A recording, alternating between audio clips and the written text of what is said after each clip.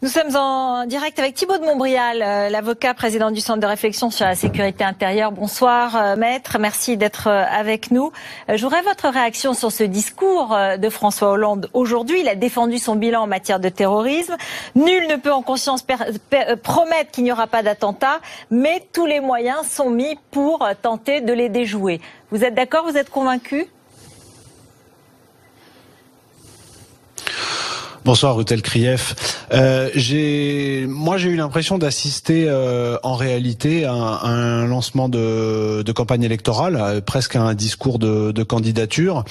Et j'ai vu un président qui a pas tellement parlé de son bilan en matière de terrorisme, qui est quand même pas le meilleur bilan de l'histoire de France, mais qui a essayé de se projeter comme étant une sorte de garant de la démocratie contre tous ceux qui, et il a visé toute son opposition politique, quelle qu'elle soit, ne le serait pas.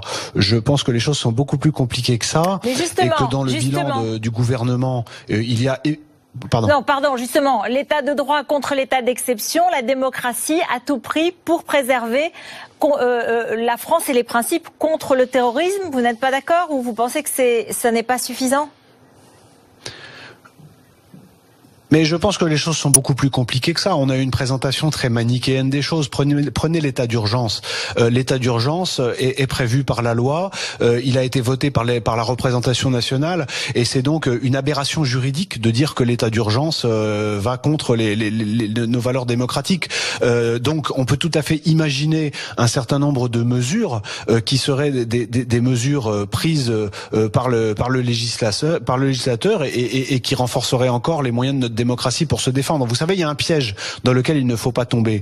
C'est le piège qui consiste à rester un petit peu pétrifié au nom de nos valeurs fondamentales et du coup à s'écrouler parce que ces valeurs fondamentales ne seraient plus en état d'être défendues. Je conçois tout à fait qu'il s'agisse d'un équilibre extrêmement délicat, mais de se poser de façon un petit peu tranchée et caricaturale comme l'a été le président, évidemment à dessein aujourd'hui, comme le seul garant de l'état de droit face à une opposition qui ne serait faite que de micro-dictateurs en puissance, ça me paraît très réducteur. Mais Thibault de Montbrial, vous reconnaissez, on a vu le procureur Molins a précisé qu'il durcissait les peines, qu'il criminalisait par exemple les délits liés au terrorisme et au départ en Syrie. Il y a eu justement cet état d'urgence, il y a eu 3 lois antiterroristes, une loi sur le renseignement. Qu'est-ce qui manque aujourd'hui précisément ?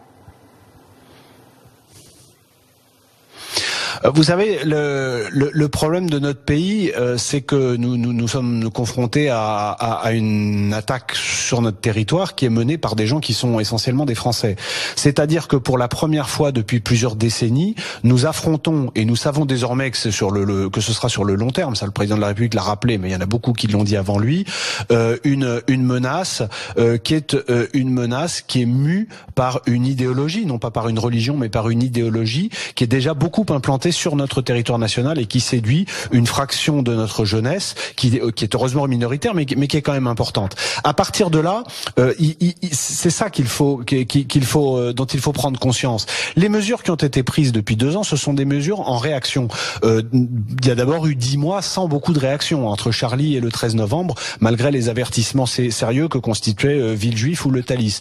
Ensuite, il y a des choses qui ont été faites, mais tout de même avec beaucoup d'hésitation, avec un soupçon d'électoralisme, on essayait de ne pas briser des équilibres pour ne pas mécontenter des associations ou une aile gauche qui participera à l'élection présidentielle en 2017. Moi, ce que je pense, c'est que les politiques aujourd'hui en France doivent changer leur logiciel et que je suis absolument convaincu que les questions de sécurité identitaire seront au cœur de la prochaine campagne électorale et en ce sens d'ailleurs le discours de François Hollande se situe également sur ce plan et je pense que les politiques français, quels qu'ils soient, devraient appeler à une espèce de changement d'état d'esprit général et qu'il pourrait y avoir des recompositions politiques autour de cette question qui fassent que notre paysage politique ne ressemble plus dans quelques mois à la traditionnelle distinction droite-gauche que l'on voit encore aujourd'hui.